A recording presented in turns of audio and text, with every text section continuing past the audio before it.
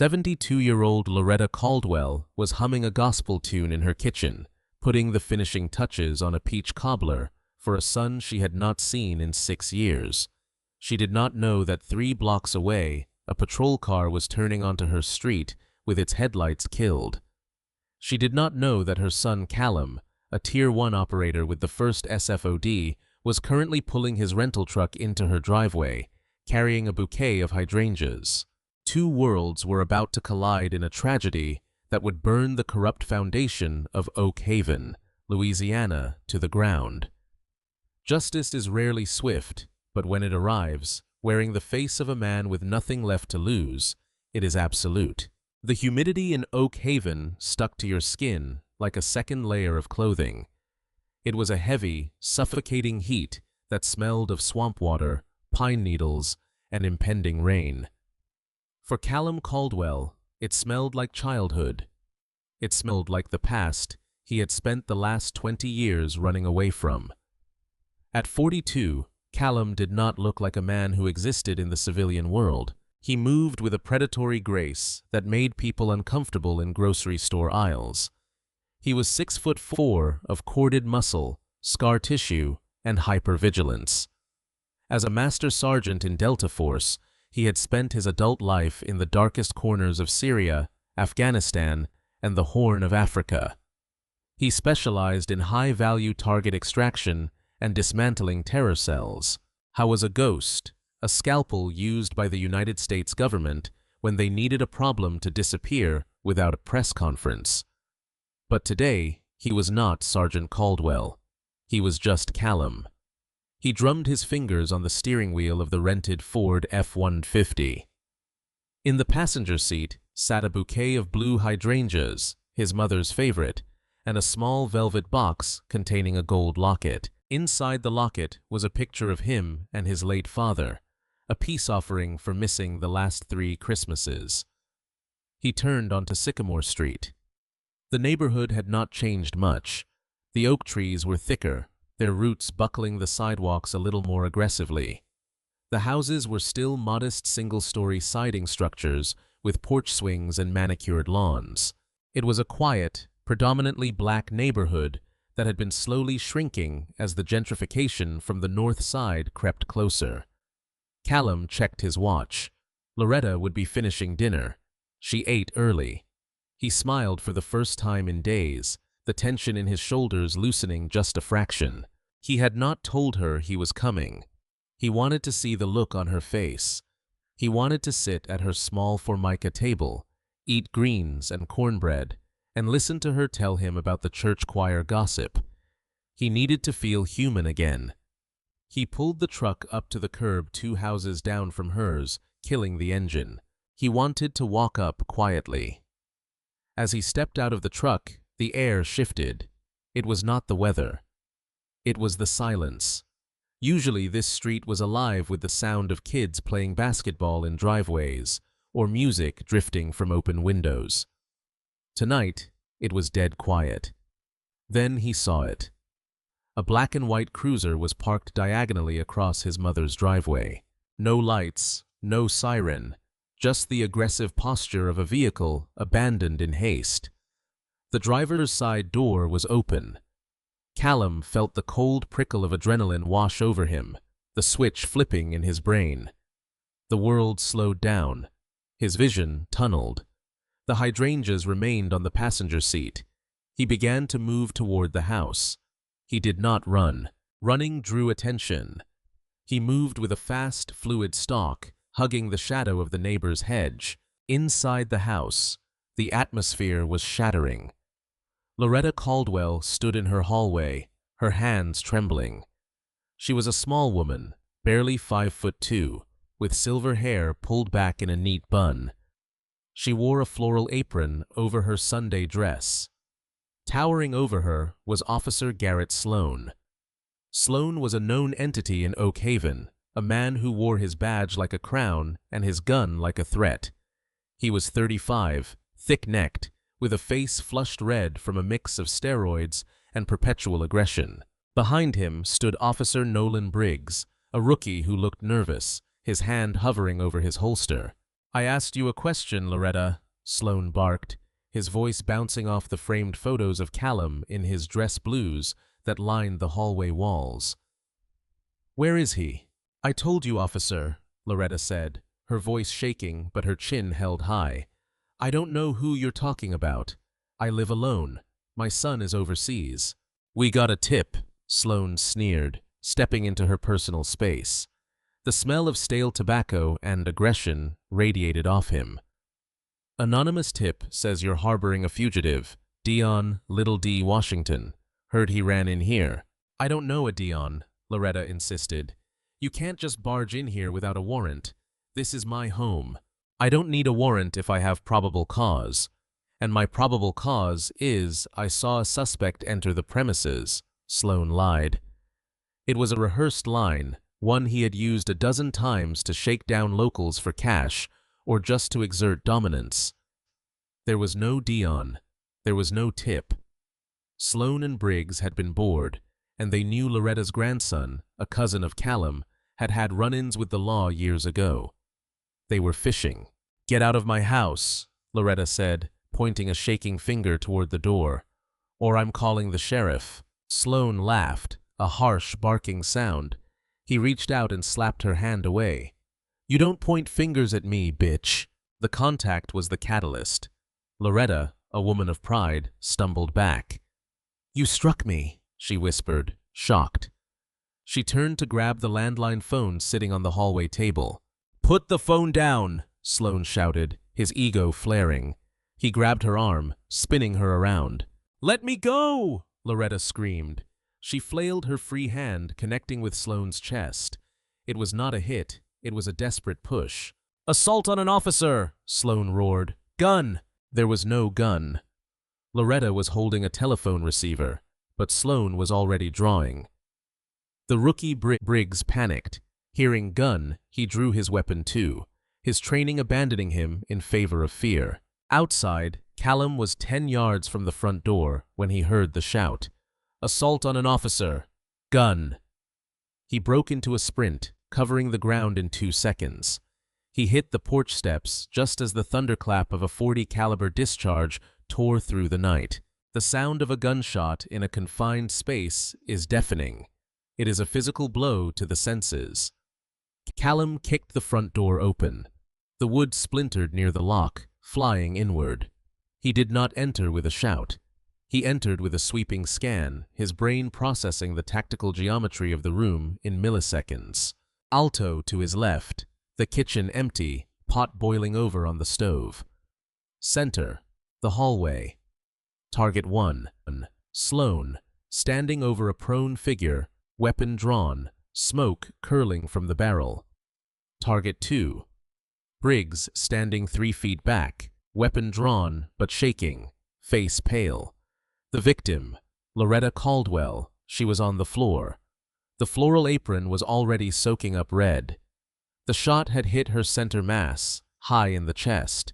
She was gasping a wet, rattling sound that Callum had heard 1,000 times on battlefields.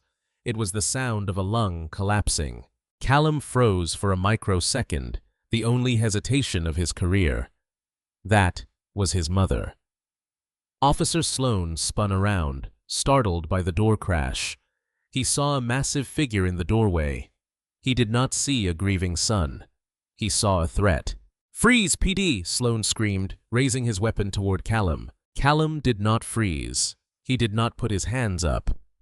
The logic center of his brain, the part that followed laws and regulations, shut down. The predator woke up. He closed the distance to Sloane before the officer could reacquire a sight picture. Callum's left hand chopped down on Sloane's wrist, redirecting the gun barrel into the drywall. A deafening crack echoed as the gun went off into the floor. With his right hand, Callum drove a palm strike into Sloane's chin. It was not a bar fight punch. It was a kinetic transfer of energy designed to shut off the brainstem. Sloane's head snapped back with a sickening crunch. His eyes rolled up and he crumpled to the floor, unconscious before he hit the carpet. Briggs, the rookie, shrieked. He fumbled with his gun, trying to aim. Callum pivoted. He did not strike Briggs.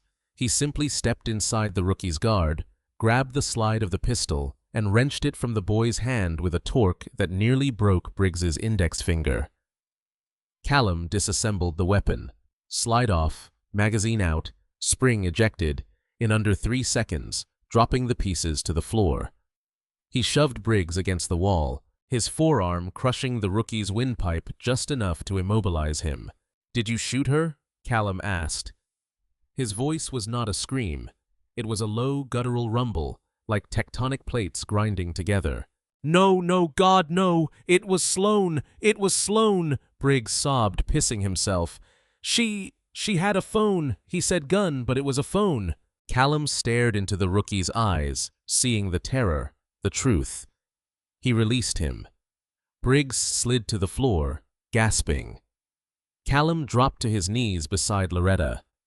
The silence returned, heavier now.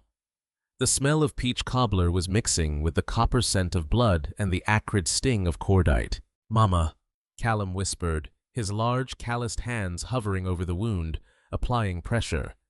He knew immediately. He was a combat medic as well as an operator. The bullet had nicked the aorta. The bleed was internal and catastrophic. Loretta's eyes fluttered open. They were hazy, losing focus. She looked up at him, struggling to smile. "Callum," she rasped. Blood bubbled at the corner of her lips. You came." "I'm here, Mama. I'm here. Stay with me. We got an ambulance coming." Callum lied. He had not called one yet. He knew it would not matter. "My boy," she whispered, raising a trembling hand to touch his cheek. Her skin was already turning cold. "You look tired." "Mama, please." Callum's voice cracked. The Delta Force legend, the man who terrified terrorists, was crying. Tears cut tracks through the dust on his face. "Don't go. I brought you hydrangeas. They're in the truck." "That's nice," she breathed. Her chest hitched. The light in her eyes began to dim. "Don't let hate eat you, Callum. Promise." The breath left her. Her hand slid from his cheek and hit the floor with a soft thud. Callum Caldwell sat there for a long time. He checked her pulse. Nothing. He checked it again. Nothing. Behind him, Officer Sloane groaned, stirring back to consciousness. Callum slowly closed his mother's eyes. He kissed her forehead. Then he stood up.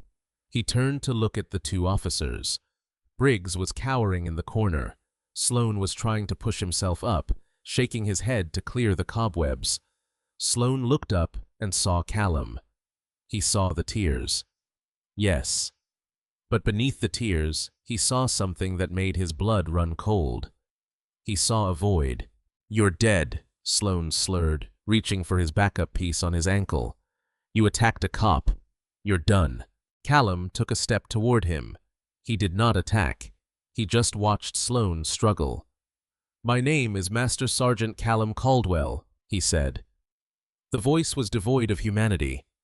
"You just killed Loretta Caldwell. You didn't just kill an old woman. You killed my anchor to this world." Sloane paused, his hand on his ankle holster.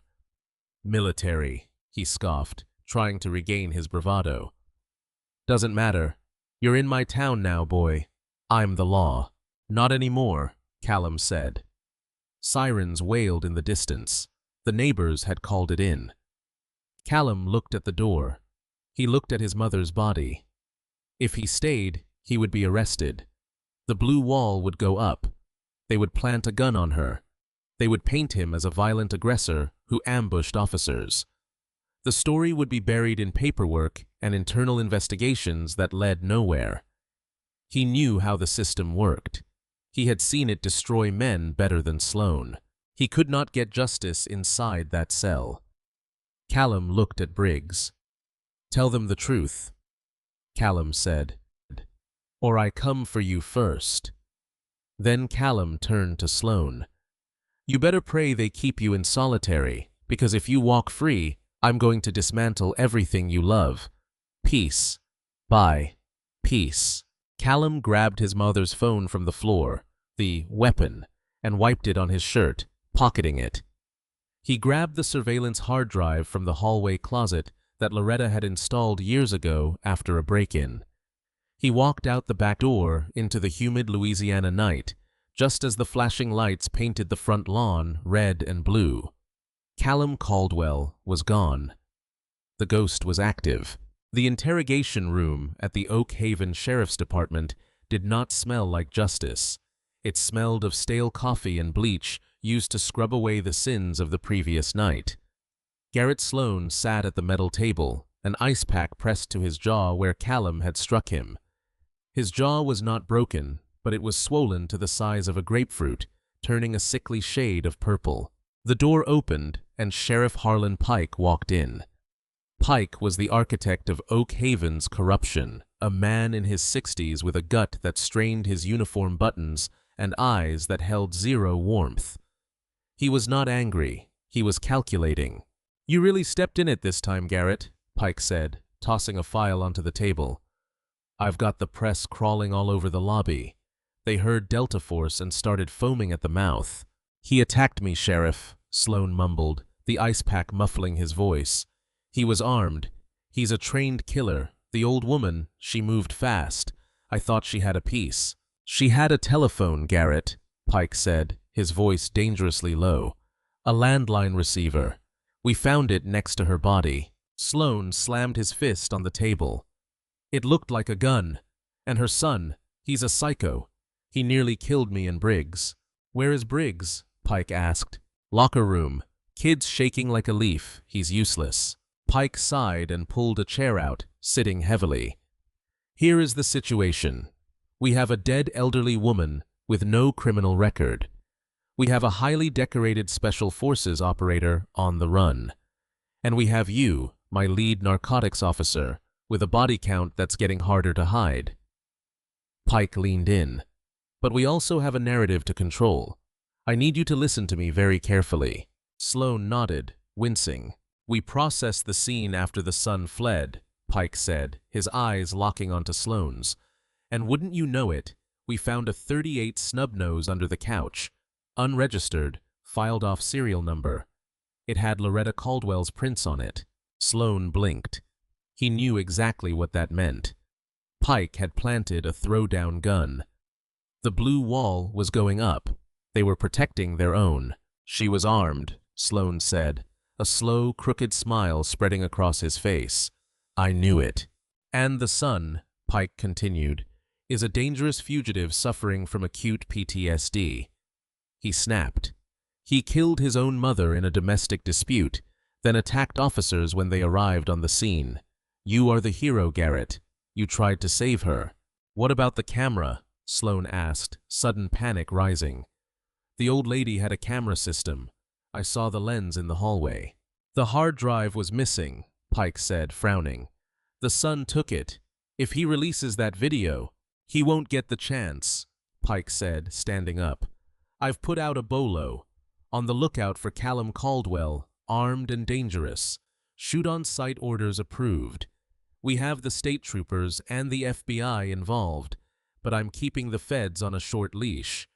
We find him first, Garrett, and when we find him, he doesn't make it to a courtroom." Deep in the Atchafalaya Basin, 5 miles outside of town, the swamp was a living, breathing entity. The cypress trees rose from the black water like skeletal fingers draped in Spanish moss that swayed in the humid breeze. It was a place where things disappeared. Callum Caldwell was comfortable here. He had ditched the rental truck deep in the bayou, sinking it into a bog where the mud would swallow it whole. He was currently sitting in an old duck-hunting blind, suspended in the trees, a relic of his childhood, where he and his father used to spend weekends. He had his go-bag, which he never traveled without, a change of clothes, a first aid kit, a satellite phone, $5,000 in cash, and a K-bar knife. He did not have a firearm yet, but that was a temporary problem. He opened his laptop, shielding the screen glow with his jacket. He plugged in the hard drive he had taken from his mother's closet. He watched the footage. He watched Sloan kick the door. He watched his mother, terrified but proud, standing her ground. He watched the slap. He watched the shooting. Callum did not scream. He did not punch the wall. He went completely still. His heart rate dropped to 45 beats per minute. This was not grief anymore. It was mission parameters. He pulled up the satellite phone and dialed a number that did not exist in any phone book. It rang twice. "Talk," a distorted voice answered. "It's Sierra 19er, Callum said. "Code black." There was a pause. "Callum, we heard the news. CNN is saying you snapped. They're saying you killed your mother." "You know the truth, Viper," Callum said calmly. "I have the video, but I'm not releasing it yet." "Why not? We can clear your name in 10 minutes. "Because if I clear my name now, they'll just fire Sloan. Maybe he gets a trial in 2 years. Maybe he walks. Maybe he gets a pension." Callum looked out at the dark swamp. "I don't want his badge, Viper. I want his life. I want the whole network." "Callum," Viper warned, "you go down this road. The unit can't help you. You're operating on domestic soil. It's treason if you get caught." "I'm already dead," Callum said. "I need intel. I need the financials on Sheriff Harlan Pike and Officer Garrett Sloan. I need to know where they keep their dirt." "Give me an hour," Viper said. "And Callum, happy hunting." The line went dead. Callum closed the laptop. He took the locket out of his pocket, the one with his father's picture. He opened it, looking at the kind face of the man who had taught him to fish in these waters. He placed the locket around his neck. "I'm sorry, Papa," he whispered, "but I have to burn it all down." The media circus was in full swing. News vans from Baton Rouge and New Orleans lined the streets. The headline was plastered on every screen. "Hero soldier snaps. Mother dead. Police manhunt underway." Garrett Sloan watched the news from a stool at the Rusty Anchor, a cop bar on the edge of town. He was being treated like a celebrity. Other officers clapped him on the back, buying him rounds. "To Garrett," one burly deputy toasted, "for holding the line against the crazies." Sloan raised his glass, but his hand was shaking slightly. He could not shake the image of Callum's eyes. That void. He left the bar around midnight, stumbling slightly toward his personal vehicle, a lifted Chevy Silverado. The parking lot was dark. He clicked his key fob. The lights flashed. As he reached for the door handle, he froze. Sitting on the driver's seat, perfectly centered, was a single blue hydrangea. Sloan scrambled back, reaching for his gun, dropping his keys in the gravel.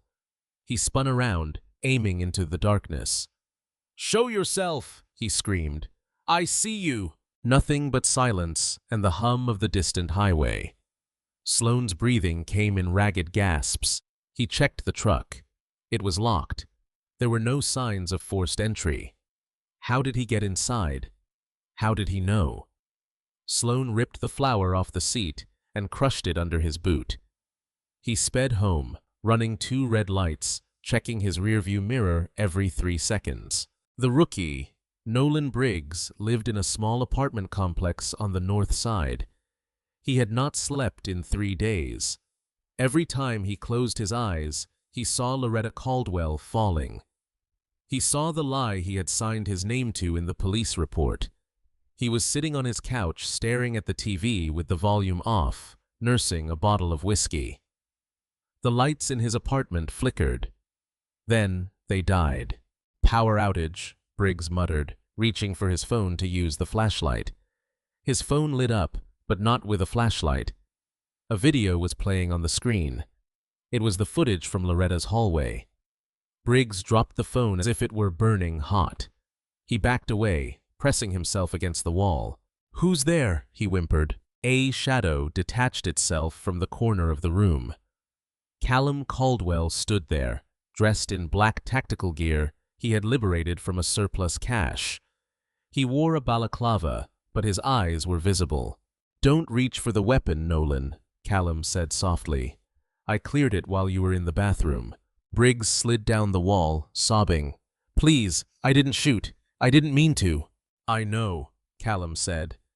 He pulled a chair over and sat backwards on it, facing the terrified rookie. "You're a coward, Nolan, but you're not a killer, not yet." "What do you want?" Briggs cried. "Are you going to kill me?" "If I wanted you dead, you would have died of an aneurysm 3 minutes ago from the drug I slipped into your whiskey. But I didn't." Briggs gagged, clutching his throat. "Relax, it's just water," Callum said. "Listen to me. Sloan and Pike are going to hang you out to dry. When the truth comes out, and it will, they will say you panicked. They will say you shot my mother." "No, Sloan said he'd protect me." "Sloan protects Sloan," Callum said. "I'm going to give you a choice. You can die protecting a lie, or you can help me bury them." Briggs looked up, tears streaming down his face. "How? They own everything." "Viper sent me the financials," Callum said. "Pike is running a distribution ring for the cartel out of the impound lot. Confiscated drugs go in. Street product goes out. Sloan is his delivery boy. Tonight, there's a shipment moving. 500,000 in cash coming back." Callum stood up, looming over the rookie. "I need access to the police radio frequency encryption keys, and I need you to drive your patrol car tonight." "To where?" "To the impound lot," Callum said. "We're going to rob the sheriff." The impound lot was a fortress of chain-link fences and razor wire. Inside, rows of seized vehicles sat rusting. In the back, a large corrugated metal warehouse served as the evidence locker. 2 deputies stood guard by the warehouse door, smoking cigarettes. Inside, Sheriff Pike and Garrett Sloan were overseeing the count. A Mexican cartel courier was stacking bricks of cash onto a table. "Pleasure doing business," Pike said, grinning. Suddenly, the lights in the warehouse cut out. "What the hell?" Sloan drew his weapon. "Generator, go check it," Pike barked at one of the deputies. Outside, the deputy walked toward the fuse box. He did not see the figure hanging upside down from the rafters above him. Callum dropped. He did not use a gun. He used a garrote wire. He choked the deputy out in silence, lowering him gently to the ground. Inside, the silence stretched too long. "Mike," Sloan called out. Then, the police radio on Sloan's belt crackled to life. But it was not a dispatcher. It was Loretta's voice, a recording from a voicemail she had left Callum years ago. "Be safe, baby. Come home soon. I love you." Sloan's blood turned to ice. "It's him." Suddenly, the bay doors of the warehouse exploded inward. Nolan Briggs's patrol cruiser smashed through the metal, sirens wailing, light bar blinding everyone inside. The cruiser drifted, slamming broadside into the table of money, sending cash flying everywhere, like confetti. Sloan and Pike opened fire on the car, shattering the windshield. But the car was empty. A brick was taped to the gas pedal. From the shadows of the catwalks above, smoke canisters dropped. Thick white military-grade smoke filled the room instantly. "Cease fire! Cease fire!" Pike coughed, waving his hand. In the smoke, Callum moved. He was a shark in water. He disarmed the cartel courier with a bone-breaking twist of the arm. He kicked Pike in the knee, shattering the patella. The sheriff went down, screaming. Sloan fired wildly into the smoke. "Show yourself, you coward!" Callum appeared behind him. He whispered into Sloan's ear. "Not yet." Callum pistol-whipped Sloan across the back of the head. Sloan crumbled. When the smoke cleared 10 minutes later, Callum was gone. So was the 500,000. And on the chest of the unconscious Sheriff Pike, pinned with a knife, was a note. "Interest payment. The principal is due soon." Sheriff Harlan Pike lay in a hospital bed in the VIP wing of Oak Haven General Hospital, his knee encased in a rigid brace. The pain meds were making him groggy, but the fear was keeping him sharp. His empire was crumbling. Standing by the window was a man who did not look like a cop. He wore a bespoke suit that cost more than Pike's annual salary. This was Victor Lang, a fixer for the regional syndicate that laundered the cartel's money. "You lost $500,000, Harlan," Lang said, checking his manicure. "And you let a lone man, a grieving son, dismantle your operation in one night." "He's not just a man," Pike spat, grabbing the bed rails. "He's Delta. He's a ghost. I need help, Victor. If he leaks those financial records—" "If he leaks the records, you're dead," Lang said simply. "The cartel doesn't tolerate theft. They think you staged the robbery to keep the cash." "That's insanity, is it?" Long turned. "We're bringing in a specialized team, Blackwood Systems, private contractors, ex-SEALs, ex-Rangers, men who don't worry about Miranda rights. They land in an hour. They will hunt Mr. Caldwell down, and they will kill him. And then, Harlan, you and I are going to have a long talk about your retirement." Callum sat in the basement of a condemned church on the outskirts of the parish. The pastor, an old friend of Loretta's named Reverend Ambrose, was sheltering him. Callum had not slept. He was wired into the local grid. He saw the arrival of the private jet at the private airfield. He saw the black SUVs rolling out. Mercenaries. Pike was desperate. "They're coming for you, son," Reverend Ambrose said, coming down the stairs with a plate of biscuits. "The whole town is scared. Police are setting up checkpoints." "Let them come," Callum said. He typed a final command into his laptop. "It's time to light the match." Callum hit enter. The leak. 2 emails went out. The first email went to every major news outlet in America, the DOJ, and the NOACP. It contained the raw, unedited video file from Loretta Caldwell's hallway. The subject line, "Murder of Loretta Caldwell, the truth." The second email went to a darker corner of the internet. It was sent to the encrypted server of the Los Zetas cartel. It contained PDF scans of Sheriff Pike's private ledger. It showed that for 5 years, Pike had been skimming 20% off the top of every shipment he moved for them. Callum leaned back. Checkmate. The reaction was instantaneous. The video of Loretta's death hit Twitter/X and exploded. Within 20 minutes, it had 5 million views. The audio of the slap, the lie about the gun, the heartbreaking final words of a mother dying in her son's arms, it broke the internet. Protests began to form spontaneously outside the Oak Haven Sheriff's Department. It started with 50 people, then 200, then 1,000. Inside the station, Officer Garrett Sloan was watching the news feeds on his phone. His face was gray. He saw his own face on CNN. The anchor was calling it a state-sponsored execution. "They know," Sloan whispered. "They all know. All." His phone rang. It was Pike. "Get the squad ready," Pike screamed.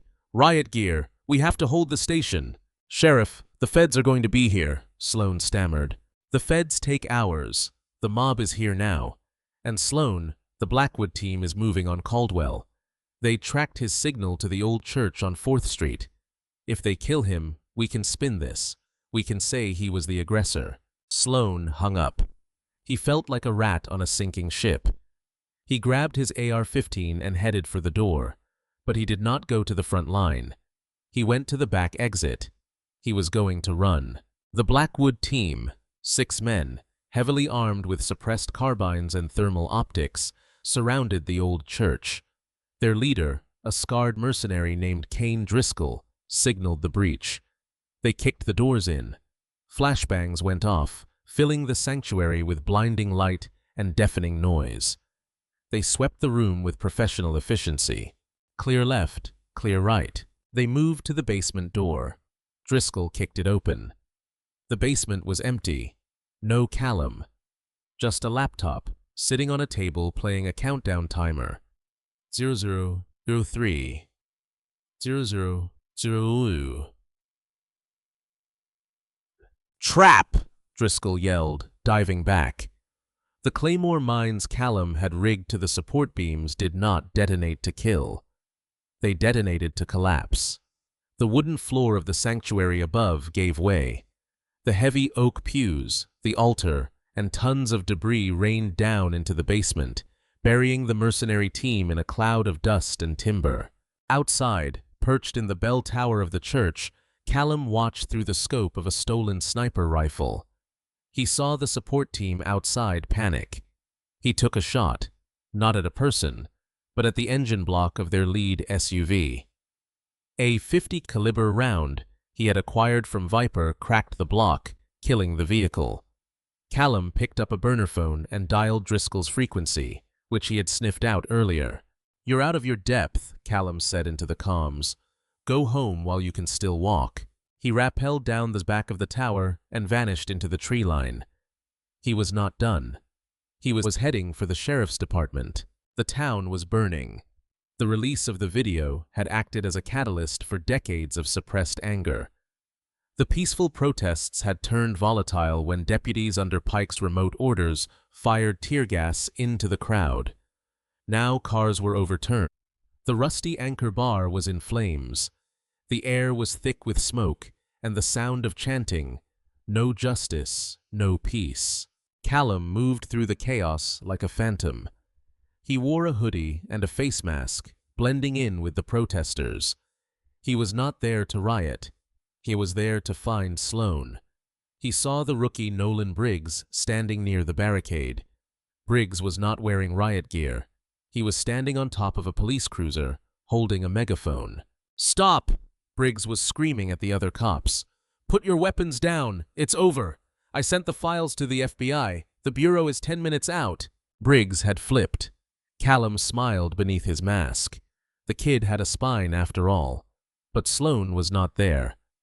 Callum checked the GPS tracker he had slipped into Sloan's tack vest during the impound lot raid, a sleight of hand Sloan had not noticed in the smoke. The dot was moving fast. Northbound on Highway 1. Sloan was running. Garrett Sloan was doing 90 miles an hour in his unmarked Charger. He had a bag of cash in the passenger seat and a fake passport in his glove box. If he could make it to the coast, he could catch a boat to Mexico. He checked his rearview mirror. Nothing but empty road.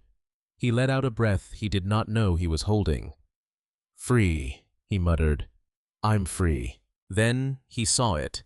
A black shape in the distance coming from the opposite direction. It was a massive semi-truck taking up both lanes.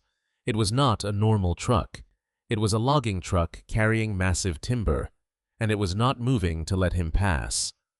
Sloan slammed on the brakes, his tires screeching, smoke billowing. He swerved onto the shoulder, barely missing the grill of the truck. The Charger spun out, sliding into the muddy ditch, slamming into a cypress tree. Airbags deployed. Sloan groaned, blood trickling into his eyes. He kicked the door open and stumbled out, gun drawn. The truck had stopped. The driver's door opened. Callum Caldwell stepped out. He was not wearing tactical gear anymore. He was wearing his dress blues, his formal Delta Force uniform, medals gleaming in the afternoon sun. He looked like the angel of death. "You!" Sloan gasped, raising his gun. His hand was shaking violently. "Stay back." "You have nowhere to go, Garrett," Callum said, walking calmly down the center of the highway. "The feds have the airport, the state troopers have the borders, and the cartel, well, they have the sheriff." "What?" Sloan blanched. "Pike skimmed from them," Callum said. "I sent them the proof. They picked him up from the hospital 10 minutes ago.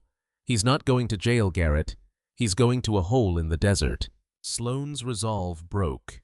The idea of the cartel getting him was worse than prison. "I'll shoot you. I swear to God." "You had a gun in my mother's hallway," Callum said, not breaking stride. "You had the power. You had the badge. And you used it to bully a 70-year-old woman." Callum was 10 feet away. Sloan fired. He pulled the trigger, but his aim was wild from the concussion of the crash. The bullet kicked up asphalt 3 feet to Callum's left. Before Sloan could fire again, a shot rang out, but it did not come from Callum. Sloan screamed and dropped his gun. His right shoulder exploded in red mist. Callum stopped. He looked toward the tree line. Standing there was Nolan Briggs. The rookie had followed the tracker too. He stood there, his service weapon raised, smoke trailing from the barrel. He had taken the shot to save Callum. "It's over, Sloan!" Briggs screamed, his voice cracking. "You're done!" Sloan fell to his knees, clutching his shoulder. He looked up at Callum, tears mixing with the blood on his face. "Please, don't let them kill me. Don't let the cartel get me. Take me in. Please." Callum stood over him. He looked down at the man who had taken everything from him. He could kill him right now. No one would blame him. Briggs would probably look the other way. Callum reached into his pocket and pulled out the gold locket. He opened it and looked at his mother's picture. "Don't let hate eat you, Callum." Callum took a deep breath. The predator receded. The sun remained. He kicked Sloane's gun away. He pulled a pair of zip ties from his pocket and tossed them to Briggs. "Cuff him," Callum said. "By the book." The sirens were deafening now. A convoy of black FBI SUVs and state trooper cruisers came screaming down the highway. A helicopter chopped the air overhead. Agents swarmed the scene, weapons drawn. "Federal agents, drop your weapons!" Callum slowly raised his hands. He did not resist. He went to his knees, interlacing his fingers behind his head. Briggs stood next to him, hands up as well. "He saved me," Briggs yelled at the agents. "He's unarmed. He surrendered." An FBI special agent in charge, a woman named Agent Monroe, walked up to Callum. She looked at the uniform. She looked at the medals. She looked at the man. She signaled her team to lower their weapons. "Master Sergeant Caldwell," she said, her voice respectful. "We've seen the video. We have the files you sent. We have everything." "Then you know who the real criminals are," Callum said calmly. "We do." Monroe nodded. She motioned to her team. They bypassed Callum and hauled the screaming, bleeding Garrett Sloan into the back of a van. "Am I under arrest?" Callum asked. "Technically, you assaulted a dozen officers, robbed an evidence locker, and blew up a church basement," Monroe said, a small smile playing on her lips. "But the Pentagon just called. It seems your unit has classified your presence here as an official training exercise aimed at testing domestic terror response." Callum raised an eyebrow. "Viper." The unit had come through. "Get out of here, Sergeant," Monroe said quietly, "before I change my mind." "But Caldwell." "Yeah?" "Don't come back to Oak Haven." Callum stood up. He looked at Briggs. "You're a good cop, Nolan. Stay that way." Briggs nodded, wiping his eyes. "Thank you, sir." Callum walked toward the tree line, toward the swamp, toward the freedom of the shadows. Months later, the Oak Haven scandal was the biggest story of the year. Sheriff Harlan Pike was never found. Rumors said he was in a barrel somewhere in the Sonoran Desert, a guest of the cartel. Garrett Sloan recovered from his shoulder wound in a prison hospital. He was sentenced to life without parole for second-degree murder, civil rights violations, and racketeering. He was placed in the general population. The last report stated he had requested protective custody 3 times and been denied. Karma had found him. The Blackwood mercenary team was indicted on federal weapons charges. Nolan Briggs was promoted to sergeant. He was currently spearheading a program to improve community relations in minority neighborhoods. And Loretta Caldwell, the city settled a lawsuit with her estate for $15 million. In a small coastal town in Maine, a man named Callum sat on a porch looking out at the ocean. He held a cup of coffee. The house was quiet. He opened his laptop. He saw the news article about the settlement. The money had been donated to build the Loretta Caldwell Community Center in Oak Haven, a place for at-risk youth with a state-of-the-art kitchen that taught kids how to bake. Callum smiled. He took a sip of coffee. He was still a ghost, but now he was a ghost at peace. He looked at the blue hydrangeas growing in the garden pot next to him. "Peach cobbler tonight, Mama," he whispered to the wind. The wind seemed to whisper back. In the Sonoran Desert, the heat was different from Louisiana. It was dry, abrasive, and stripped the moisture from your lungs.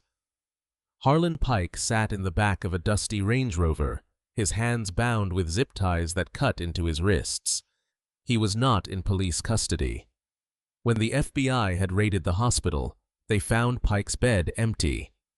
The cartel had sources everywhere, even in the hospital janitorial staff. They had extracted him before the feds could slap the cuffs on. At first, Pike thought he was being saved. He thought his partners were getting him out of the country to retire in a villa. That hope died when they crossed the border and stopped in the middle of a desolate waste. The door opened. Victor Lang stood there, the desert wind whipping his suit jacket. Behind him stood two men who looked like they carved statues for a living. "Victor," Pike pleaded, his voice cracking. "I can explain the money. I was holding it for safety. That Caldwell guy, he set me up." Long looked at him with bored indifference. "We audited the books, Harlan. The digital trail the soldiers sent us went back 5 years. You've stolen over $3 million from the family. I can pay it back. It's not about the money anymore," Lang said, lighting a cigarette. "It's about the disrespect. You brought heat on the operation. You let a local feud expose a national distribution hub. You are a liability." Lang signaled the men. They grabbed Pike and dragged him out of the car. They did not have guns. They had shovels. "Start digging, Sheriff," Lang said. "It's going to be a long afternoon." Pike fell to his knees, sobbing into the dry earth. The karma he had evaded for decades had finally arrived, and it was holding a shovel. At Angola State Penitentiary, Garrett Sloan stood in the intake line. He was stripped of his uniform, his dignity, and his name. He was now inmate number 8940. Angola was known as the Farm. It was one of the hardest prisons in America. And for a crooked cop, it was a death sentence waiting to happen. The intake guard, a grizzled man who knew exactly who Sloan was, tossed him an orange jumpsuit. "General population, Sloan. Warden says we don't have the budget for special protection this month." Sloan looked at the guard, eyes wide with terror. "You can't do that. I put half the guys in D block away. They'll kill me." "Should have thought about that before you shot an old lady," the guard said, turning his back. As Sloan walked into the cell block, the noise stopped. It was a heavy, predatory silence. Hundreds of eyes locked onto him. He heard the sound of a shank being sharpened against concrete. A voice called out from the upper tier. "Welcome home, officer." Sloan hurried to his cell, his heart hammering against his ribs like a trapped bird. He sat on the cot, staring at the graffiti on the wall. He realized then that Callum Caldwell had not killed him on the highway for a reason. Death would have been too easy. This terror every minute of every day for the rest of his life was the true punishment. At Oak Haven Cemetery, the snow did not stick in Louisiana, but the frost covered the ground in a silver blanket. Callum stood over a fresh grave. The headstone was simple black granite. Loretta Caldwell, beloved mother, voice of the voiceless. Callum knelt and placed a fresh bouquet of blue hydrangeas on the frozen earth. He pulled the burner phone from his pocket. He dialed a number. "It's done," Callum said. "The unit is clear," Viper's voice came through. "Your discharge papers have been backdated. You're officially retired, Callum. You don't exist anymore." "I know," Callum said. "What will you do?" Callum looked at the headstone. He looked at the town that was slowly healing, the community center construction starting in the distance. "I'm going to find a place where it's quiet," Callum said, "and I'm going to bake." He hung up the phone and dropped it into a trash can on his way out. He walked through the cemetery gates, the winter sun casting a long shadow behind him. He walked until the shadow disappeared, and then so did he. Justice had been served. But the story of Callum Caldwell and the storm he brought to Oak Haven would be whispered in the bayou for generations. A year later, the humidity of the bayou finally broke, replaced by a clean, crisp autumn breeze. It was fitting, because the rot that had plagued Oak Haven for decades had finally been scrubbed away. On Sycamore Street, Where Loretta Caldwell once lived, the flashing lights of police cruisers no longer signaled terror. They signaled a parade. The community had gathered to cut the ribbon on the Loretta Caldwell Community Center, a sprawling brick building funded entirely by the seized assets of Sheriff Harlan Pike's criminal empire. Standing at the podium was the newly promoted Lieutenant Nolan Briggs. He looked older, his face hardened by the last year, but his eyes were clear. "We cannot undo the past," Briggs told the silent crowd, his hand resting on the new plaque. "But we have ensured the future. As of this morning, the governor has signed the Loretta Caldwell Act. It mandates zero-tolerance oversight for all use-of-force incidents and removes qualified immunity for officers caught planting evidence." The blue wall didn't just crack in Oak Haven, it shattered. The applause was thunderous. It was a victory bought with blood, but it was permanent. While the town healed, the men who broke it paid the price. Garrett Sloan sat in the corner of his cell at Angola State Penitentiary. He was no longer the strutting peacock who bullied the elderly. He was inmate number 8940, a man who had lost 50 pounds and all his hair from stress. His family had disowned him, moving 2 states away to escape the shame. Every time the cell block doors buzzed open, Sloan flinched, terrified that the general population had finally decided it was his time. How was living a life sentence of perpetual fear, the exact fear he had inflicted on Loretta. As for Harlan Pike, he was never formally charged. He simply ceased to exist. Intelligence reports suggested he was currently a guest of the cartel in a remote compound in the Sonoran Desert. He was not dead. Death would have been a mercy. He was working off a $3 million debt, one shovel of sand at a time, under a blistering sun that offered no forgiveness. 3,000 miles away, the Atlantic Ocean crashed against jagged rocks. Snow fell softly on a small, secluded cabin tucked into the pine trees of Bar Harbor, Maine. Inside, the fire was roaring. A man known to the locals only as James stood in the kitchen. He was kneading dough. His movements were slow and deliberate. The lethal tension that had once defined his posture was gone. He pulled a tray of peach cobbler from the oven, Loretta's recipe. The smell filled the cabin, a sweet reminder of a life he could never go back to, but one he honored every day. He walked to the window, watching the gray waves. His burner phone sat on the table. It buzzed once with a secure notification. "The act passed. The town is safe. You can rest, Sierra 1. Callum Caldwell picked up the phone and tossed it into the fireplace. He watched the plastic melt, severing his last tie to the violence. He picked up a small frame from the mantel, a photo of his mother laughing in her garden. He placed a fresh cutting of blue hydrangeas next to it.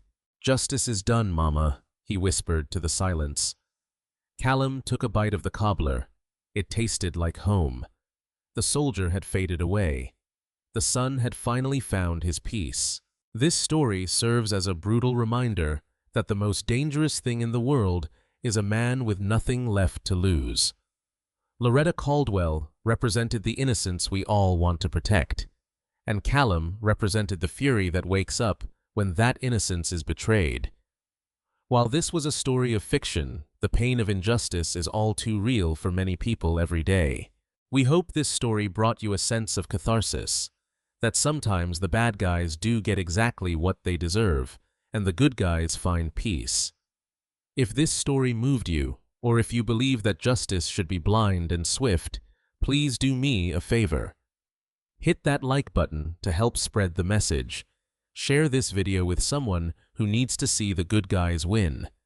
And don't forget to subscribe and ring the bell so you never miss a new episode of our storytelling saga. Comment "Karma never misses" down below if you watched until the very end. Thank you for listening, and until next time, stay safe and watch out for each other.